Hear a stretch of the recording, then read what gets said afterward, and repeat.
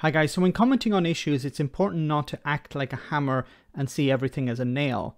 So I've tried to always make sure that when a story pops up and it sounds like it's related to Brexit, that I don't just jump on it and blame leaving the European Union as the culprit. Now this is related to news that P&O Ferries is about to make a major announcement on Thursday about the future of its operations in the United Kingdom and what will happen to its staff. This was raised by Shannon of the DUP in the House of Commons on Thursday. Now, I think Jim is trying to suggest that this has some Russian angle. Now, he's either doing this because he can't come up with something better, or he's trying to deflect away from any reason for this being linked to Brexit. Let's hear what he had to say, and I think the issue is a lot more complicated than he presents. Minister, you'll be well aware today of the announcement by P&O Ferries that there will be no sailings. I understand that 40% of the holdings of P&O Ferries is owned by a Russian company. What it has done, Mr Speaker, is left some of my constituents in Cairnryan unable to get home to Larne. It's left people in Larne unable to get to Cairnryan. So what can be done about this very, very urgently? And would there perhaps, Mr Speaker, be an opportunity to have a statement in this chamber at ASP as soon as we can? Thank you. I thank the honourable member. I thank the honourable member for the points that he's raised. Clearly, this is an emerging story which is causing great concern. I will be in regular contact, and I'll take any steps that are appropriate after that. And of course, I'll meet with the honourable gentleman. Yeah. Okay, so there are a number of. This is, as he said here, an evolving story.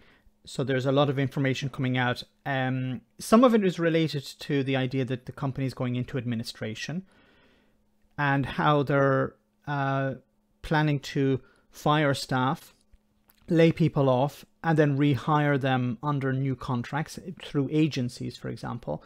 It's somewhat related to fire and rehire. Remember that story where companies like certain airlines were laying off staff during the pandemic and then rehiring them on lower pay and worse conditions.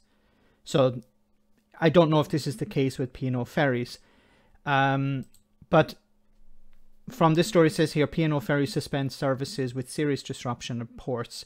And we have this from Andrew, who posted this tweet. P&O Ferries ended the service in January due to a drop in demand. The route has been at risk for many years due to passenger numbers, from the BBC. So over the last number of years, the number of people relying on this service has decreased.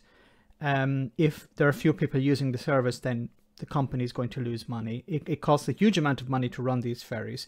As far as I know, the cost of the fuel has not really changed over the last number of years. So they're not impacted in the same way as, for example, other industries are when it comes to fuel costs. But to run these ferries, you need a huge number of staff. That's a cost. You need to maintain these ships, which is a cost. And of course, these costs are going up all the time. The fuel, maybe not, but other costs are rising. And there are fewer routes. And what's also, and once again, I don't want to be the hammer here, but some of these routes have been reduced because of Brexit, because trade has slowed down between Britain and the European Union. So if trade is down, there are fewer trucks traveling. Fewer trucks means fewer services being provided by ferry companies. So there is a Brexit angle here. I don't know at the moment how much that is related to this story, but I definitely don't think there's a Russian angle here. This is basic economics, really. It's basic trade. Basically, trade has went down over the last number of years. There are fewer passengers using the service. And it seems also that P&O have been advising truck haulage companies and people with cars to use the Channel Tunnel or other services at the moment, because the ships are not sailing.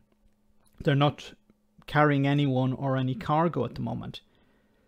So as I said before, it's an evolving story. We don't know all the details yet, but I don't think there's a Russian angle here, and I think it's basically business is not going well, costs are up, and we need to do some cost cutting. Let me know in the comment section, guys, what you think about all of this. As always, your comments are greatly appreciated. Thanks a lot.